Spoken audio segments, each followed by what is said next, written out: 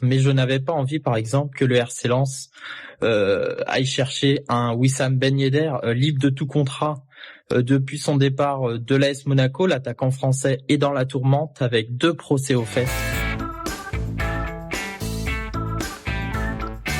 Salut en soi, qui dit nouvelle semaine dit nouvelle vidéo sur le RC Lens. Et cette semaine, j'ai envie de revenir sur la question du joker que le RC Lens aurait pu recruter pour pallier la grave blessure de Martín Satriano. L'Argentin, je le rappelle, était victime d'une rupture du ligament croisé antérieur du genou gauche. Et avec la grave blessure du joueur prêté par l'Inter Milan, le club artésien la possibilité que le club artésien recrute un attaquant sous forme de joker a rapidement fait surface. Mais alors que les 100 ont notamment discuté avec André Ayew, ils ont finalement décidé de ne pas s'attacher les services d'un attaquant pour pallier la longue absence à venir de l'Argentin.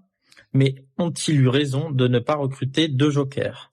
Je vais vous donner mon avis dans cette vidéo. Alors pour moi, les dirigeants lensois ont eu raison de ne pas se précipiter en offrant un nouveau renfort offensif à Will Steele en attaque.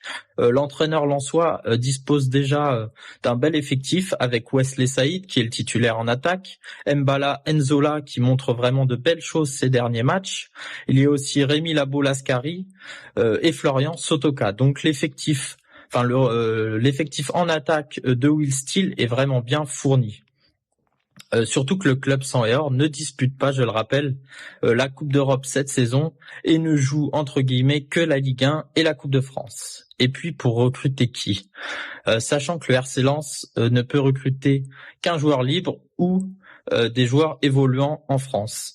Alors il y a André Ayew comme je l'ai dit plus tôt dans la vidéo, mais finalement ça ne s'est pas fait, mais ça aurait été un bon renfort malgré tout, et il est finalement parti du côté du Havre. Mais je n'avais pas envie, par exemple, que le RC Lens aille chercher un Wissam Ben Yedder libre de tout contrat depuis son départ de l'AS Monaco. L'attaquant français est dans la tourmente avec 2 procès aux fesses.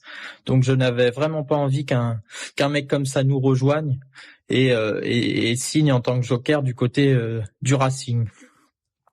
Et il est difficile en plus de cela de convaincre des clubs de lâcher un avant-centre, surtout que le poste d'avant-centre est l'un des profils le plus dur à trouver sur le marché des transferts, encore plus hors mercato. Je veux que le club lensois voit l'effectif de Will Steele d'ici la fin de l'année comme ça, et puis on verra après s'il y a vraiment besoin de recruter en attaque, et le mercato hivernal servira à cela. Et il y aura en plus d'options à disposition pour les dirigeants lensois d'en recruter un.